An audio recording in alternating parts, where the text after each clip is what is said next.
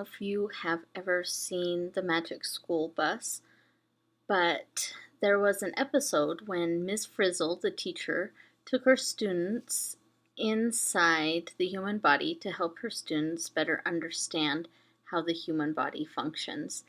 And so I was thinking, what I'm going to do in these video segments is I'm going to take you inside my brain, which hopefully is a learning experience and not more of a Twilight Zone experience. But I want to kind of break this down step by step and actually write an essay in front of you. I want you to see what some of my processes are. And I know that not everybody thinks alike, but I hope that in seeing how I think through an essay and how I start writing will help you to be more cognitive of how you write and how you think, and will hopefully give you some ideas of how to overcome roadblocks, and will hopefully be beneficial. So I'm starting right now. And by the way, I do write along with you. Whenever I teach this class, I do write an essay with my students. And so right now I'm trying to decide on what topic I want to write about for this semester. Also, I need to note here that generally I use pen and paper. My brain seems to work a little bit better, but for the sake of this video, I am going to be using the computer, and I've just learned how to kind of do sort of like a bubble map. I like how it looks, and so I'll use this program. I know that there's also online you can find sites where you can do bubble mapping fairly easy, but this was the easiest for me to find right now. Also, I am streaming my brain to you, so if I say anything that is dumb, just ignore it and just know that this is my brain working through these different ideas. So I've started here with some possible topics. This is just me very quickly shooting out some ideas, like, for example, ADHD in young children, specifically like preschool age. I want to, I'd be interested in seeing what strategies there are, not necessarily medications, available to help young children that are not school age yet. Another one is migraines in children. My 6-year-old has migraines, and so that's a topic that I would be very interested in learning more about. Parkinson's disease. I have a loved one who was recently diagnosed with Parkinson's, and so that would definitely be a topic of interest to me. Diabetes runs in my family. I definitely would love to know more about that. Essential oils.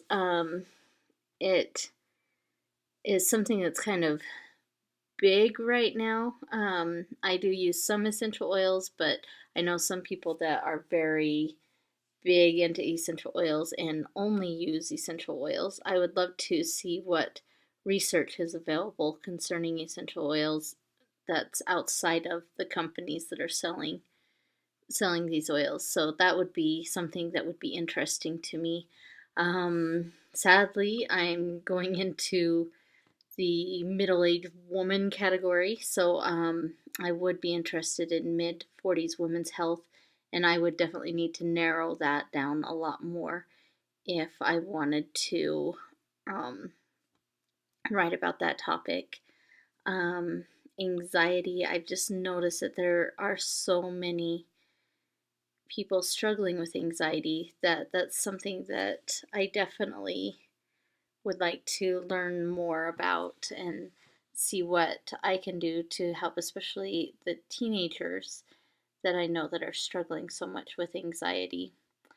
Let's see if there's other ideas. Sometimes when I get stuck, my sister or my husband are my sounding board, so I might pause, and go talk to them. Right now, let's see, thinking about anxiety, another thing I might write about is mental health. Um, I would be interested in knowing what current laws are concerning mental health issues. I know in my area there's a man that is causing some trouble and um, has mental health issues, and his family is struggling because they can't do anything to get the help that he needs.